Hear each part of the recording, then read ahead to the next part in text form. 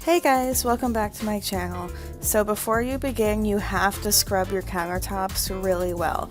The tiniest grain of salt will show through and will bother the heck out of you.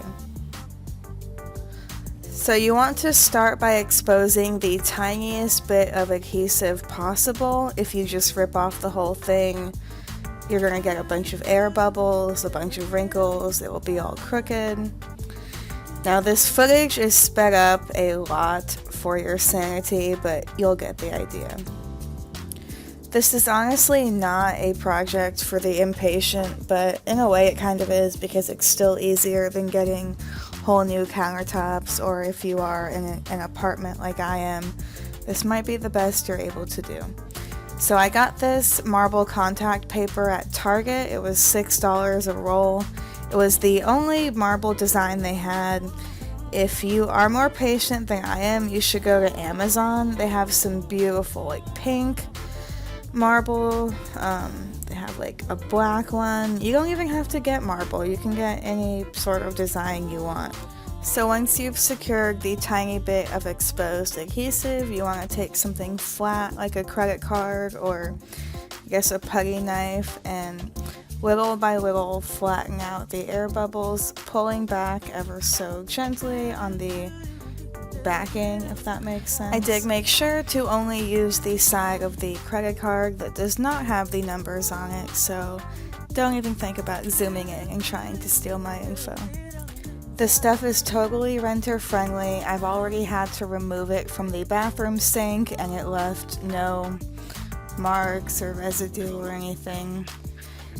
I really wanted to make it work in the bathroom, but it was so hard to get it around the round sink.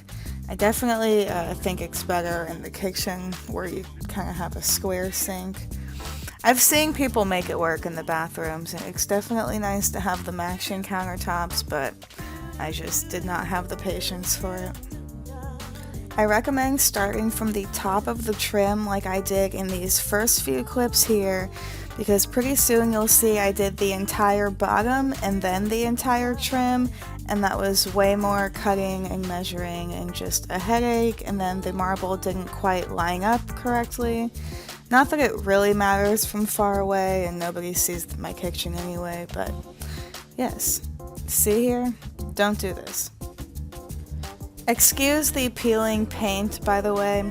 This video has taken me like 11 months to edit and I feel like a whole new person now. I've cut like 8 inches off of my hair, not that you could tell anyway, it's so long, and I painted the entire apartment from that ugly yellow you see in the bottom right corner to white, except I kind of continued to peel off that paint and then painted over it.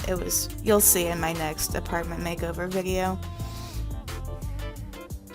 Another cool thing about this contact paper is that it has grid lines on the back, so you can, cut it in a straight line if you are like me and cannot cut straight without them.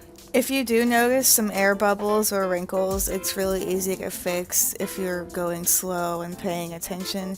You just kind of peel it back a little bit and then re-flatten out with the card as you go.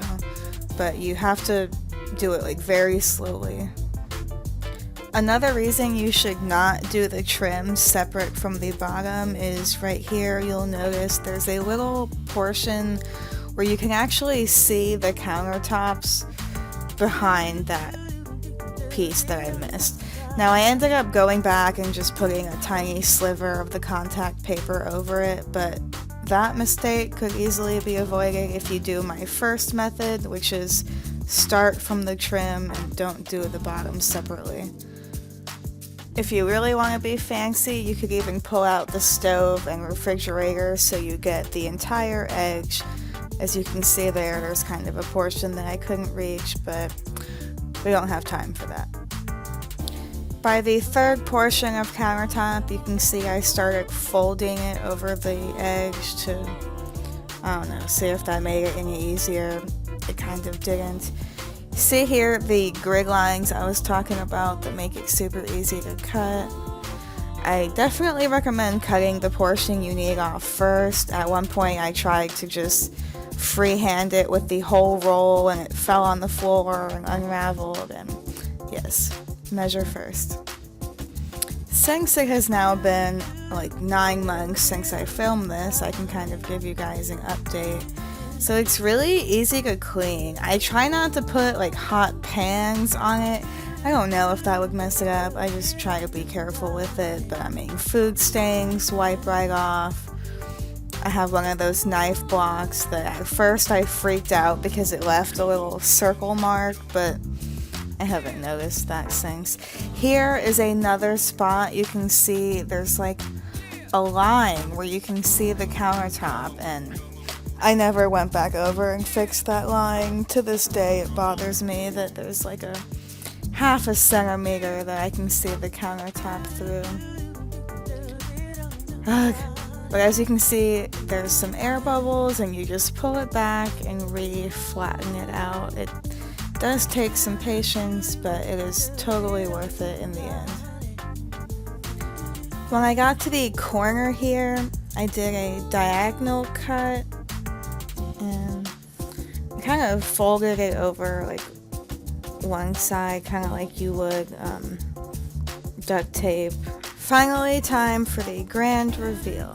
Okay, what do you think? The countertops look amazing. You like? I love them. Our apartment looks so good now. Yay. The old countertops look so crappy. We have significantly improved the apartment. Yay. I'm glad you like it.